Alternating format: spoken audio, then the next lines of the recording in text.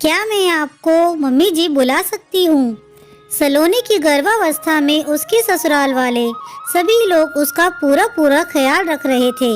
ज्यादा वजन ना उठाने देना, पौष्टिक भोजन देना और हर तरह से उसे खुश रखना ताकि आने वाले बच्चे पर सकारात्मक असर पड़े।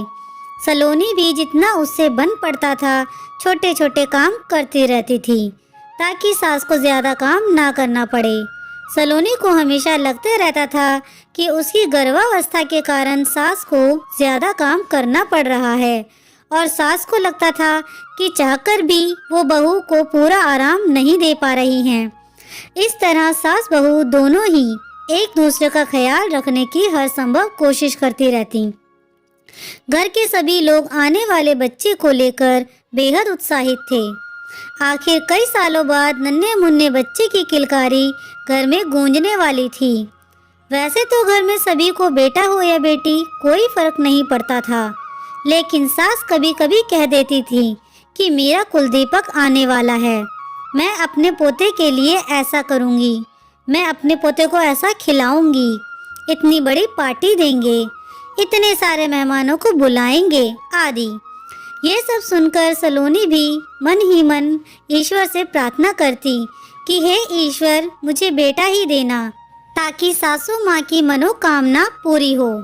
आखिर इंतजार की घड़ियां खत्म हुई। डिलीवरी के बाद जैसे ही नर्स ने कहा कि कन्या रत्न की प्राप्ति हुई है, सासू माँ के बारे में सोचकर सलोनी मन ही मन उदास हो गई। नॉर्मल डिलीवरी होने से उसे उसी दिन अस्पताल से छुट्टी मिल गई। वो मन ही मन डर रही थी कि अब सासू माँ का व्यवहार ना जाने कैसा रहता है। सासू माँ अब मुझसे अच्छे से बात करेंगी या नहीं, बच्ची को अच्छे से खिलाएंगी या नहीं, क्योंकि उन्हें तो अपने कुलदीपक की यानी पोते की आशा थी। घर आने पर भी उसे बार बार लग रहा था कि सासू माँ जी अब अपनी नाराजगी व्यक्त करेंगे। जब भी सास कमरे में आती वो उनका चेहरा पढ़ने की कोशिश करती। मनोविज्ञान में एमए करने के बाद भी आज वो सासू माँ का चेहरा पढ़ने में खुद को असमर्थ पा रही थी। बच्ची को देखने रिश्तेदार और पड़ोसी आने लगे। सासू माँ घर का सारा काम करके सलोनी और बच्ची का पूरा ख्याल रखकर खुशी खुशी आने वालों का स्वागत भी कर रही थी। सलोनी के कान आने वाले लोगों की और सास की बातचीत पर लगे हुए थे ताकि सासू माँ के मन की बात वो समझ सके।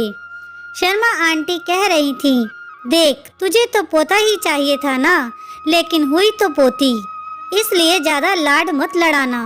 गोंद के लड्डू में भी थोड़ा कम मेवा चल जाएगा, आखिर उसने कौन सा बेटा पैदा किया है। बादाम के भाव भी तो आसमान छू रहे हैं।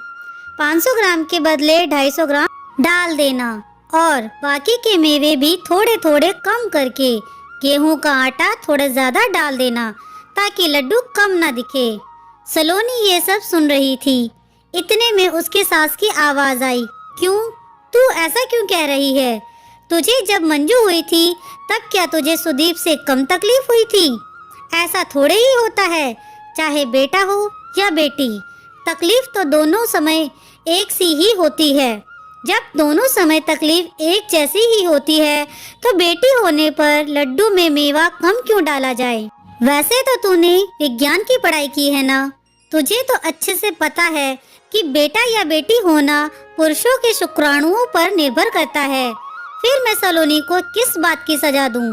मैं तो बादाम थोड़े से ज्यादा ही मंगवाऊंगी ताकि बाद में सलोनी को बादाम का हलवा बनाकर भी खिला सकूं।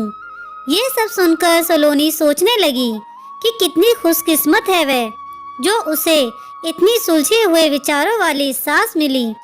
थोड़ी देर बाद जब उसकी सास कमरे में आई तो सलोनी उनके गले लग गई और बोली, क्या मैं आपको मम्मी जी कहकर बुला सकती हूँ? दोस्तों, आपको ये कहानी कैसी लगी मुझे कमेंट करके जरूर बताएं। अगर कहानी अच्छी लगी हो तो प्लीज़ इसे लाइक, शेयर और मेरे चैनल को सब्सक्राइब करना ना भूलें। कहानी सुनने के लिए आपका बहुत बहुत धन्यवाद।